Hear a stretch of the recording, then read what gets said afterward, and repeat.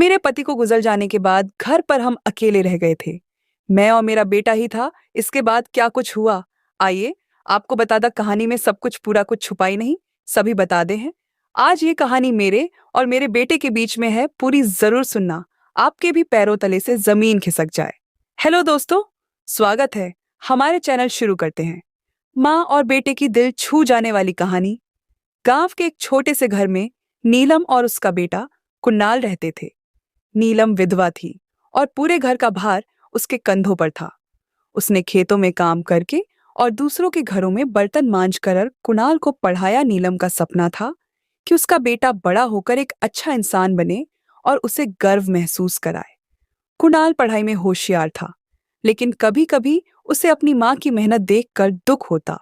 वह सोचता, क्यों माँ को ना संघर्ष करना पड़ता है। एक दिन जब कुणाल स्कूल से लौटा, उसने देखा कि उसकी माँ बारिश में भीगते हुए खेतों में काम कर रही है। उसकी आंखों में आंसू आ गए। उसने माँ से पूछा, माँ, तुम इतना सब क्यों करती हो? नीलम ने मुस्कुराते हुए कहा, बेटा, तुम्हारी पढ़ाई और सपनों के लिए मैं चाहती हूँ कि तुम एक दिन बड़े आदमी बनो और मेरा सिर गर्व से ऊंचा करो। वक्त बीतता गया। कुणाल ने अपनी मेहनत और माँ के आशीर्वाद से एक बड़ी नौकरी पाली।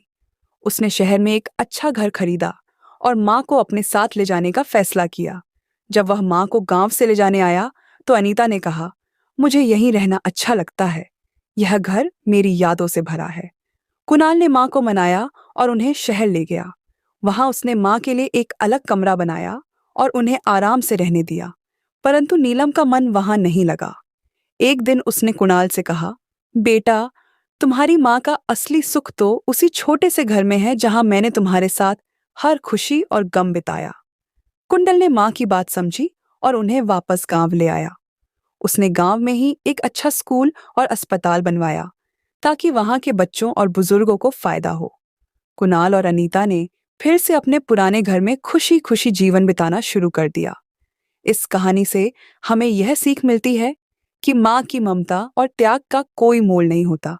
उनके संघर्षों की कदर करना और उनके सुख का ख्याल रखना हमारा सबसे बड़ा कर्तव्य है। दोस्तों, अगर मेरी यह कहानी अच्छी लगी हो तो प्लीज चैनल को सब्सक्राइब कर दो, वीडियो को लाइक कर दो। मिलते हैं किसी ने स्टोरी में, तब तक के लिए बाय, धन्यवाद।